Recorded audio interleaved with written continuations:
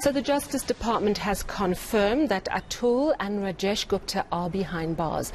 The two alleged state capture masterminds were arrested in Dubai. But, of course, it remains to be seen when exactly they'll be back in South Africa to face trial, if at all. NCA's senior reporter Avio Mtila has been tracking the Gupta brothers and their potential to come back to this country, and he joins me in studio now. So, Avio, thank you so much for joining us. You've been looking at a lot of correspondence and documentation between South Africa and the UAE.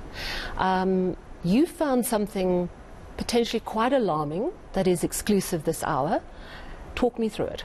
Yes, Sally, certainly we've exclusively learned as the NCA that it seems that South African authorities have been dragging their feet when it comes to the extradition of the Gupta brothers. Their emails that we've come to be aware of between South African authorities and the UAE when it comes to how the extradition process and the red notice was going on. I'm hoping my colleagues will show you the graphic this current moment where it's an email. What you're seeing at this current moment is an email from the UAE authorities acknowledging having received the red notice inquiry concerning Atul and Rajesh Gupta. This was dated back on the 28th of February this year. Now, the email goes on further to read that while the UAE authorities alerted South African authorities that they may have leads on the mentioned fugitives and request both their fingerprints and photos to compare their available records. So this is the UAE speaking to South African authorities on the 1st of March already. But it takes time for the South African authorities to even speak among each other, as we've learned from another email as we move on, that a while later South African authorities communicating among each other note the red notice and the letter from the UAE from the 1st of March. They go on further to note that they note another letter basically from the UAE dated on the 14th of April, just around the particulars. So it's it's South African authorities now communicating among each other on what they've come to, well, what they've received. The request really, because the UAE is saying, we think we've got your guys, send us fingerprints, we've got some leads. That should have been very simple.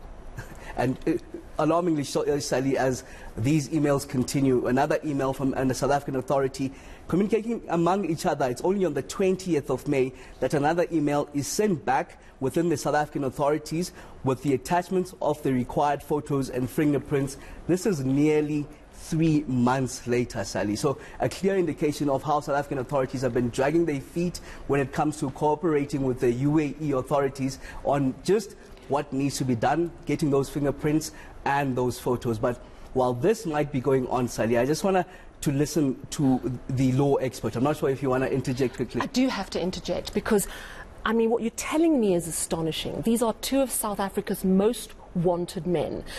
South African authorities are on record saying, we want the Guptas back in South Africa. We will do everything. This red notice is issued. The UAE actually responds within days saying, we've got a lead. Just send us the fingerprints so we can match them. And it takes South African authorities nearly 3 months to send those fingerprints. When you say South African authorities, I want you to tell me who dropped the ball here. Home Affairs? Who was in this email tagged do nothing for 3 months? Sally, I must protect my sources at this stage. Okay. Hence, I've promised them not to reveal which exact departments. But you see in the email trails, even between the South African authorities, senior South African authorities that are crucial when it comes to the extradition processes. For example, that red notice coming out on the 28th of February, a day later, the UAE already responding. That shows how speedily the UAE authorities were acting on their behalf to get the extradition process underway. In fact, it's a conversation, Sally, that I had with one law expert from the University of Pretoria that suggests that on the other side, in the UAE authorities, they want things done speedily. Let's take a listen to Professor Dire Tladi.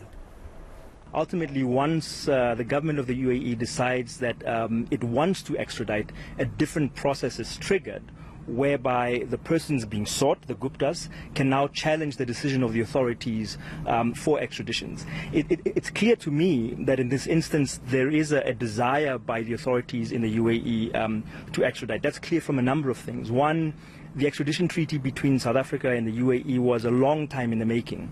But things ran very quickly at some point last year. You'll remember that the extradition treaty was signed, I think, around about June of 2021, and very soon thereafter there was the exchange of instruments to actually ratify the treaty so that it entered into force in July.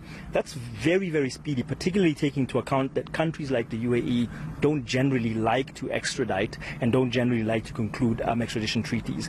The fact that there's been arrest is a further indication that there is a desire on the part of the authorities to extradite.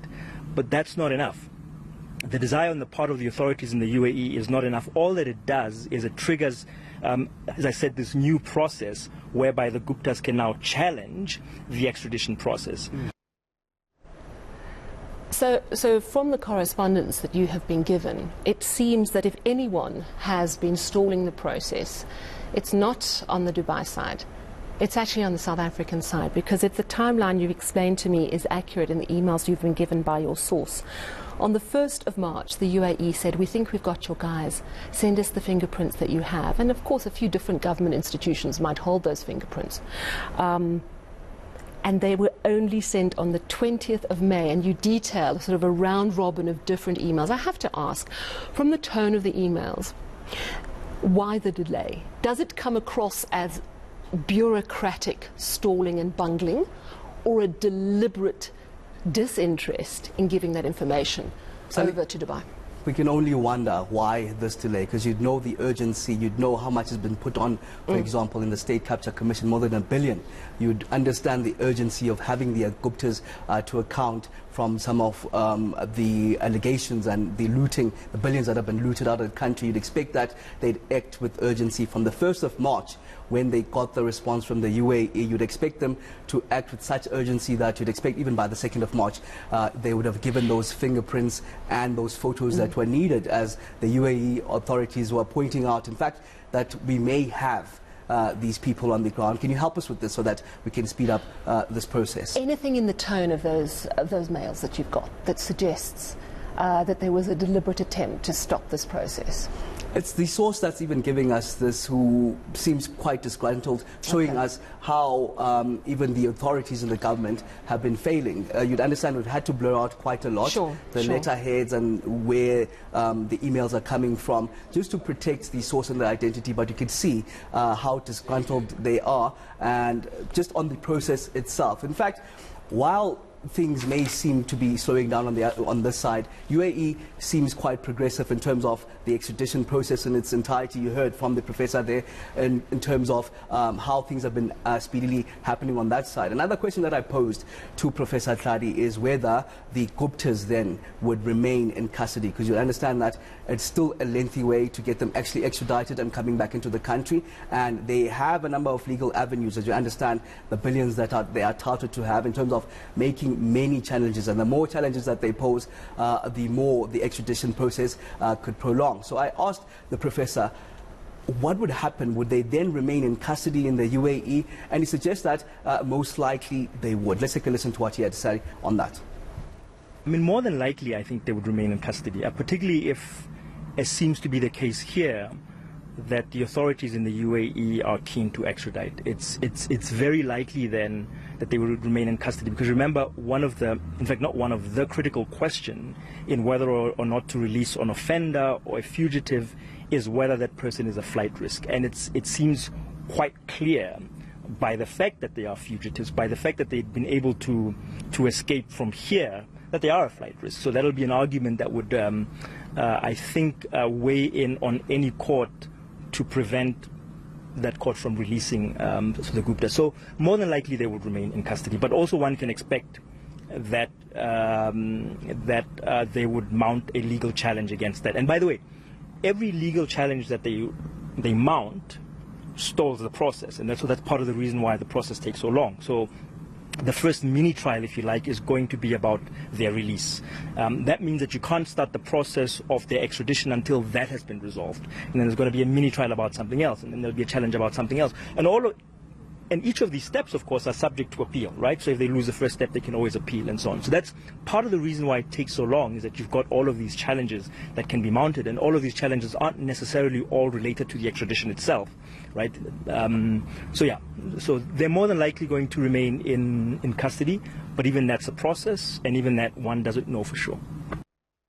Yeah, explaining so eloquently there that it could take a very long time to get them here. And there are a lot of legal hoops and diplomatic hoops to jump through, and everybody's got to be on their toes, and it's worrying, the emails that you have been given, which suggest that people here are not on their toes, not reacting quickly to the authorities' questions from the UAE. Let's hope things change now.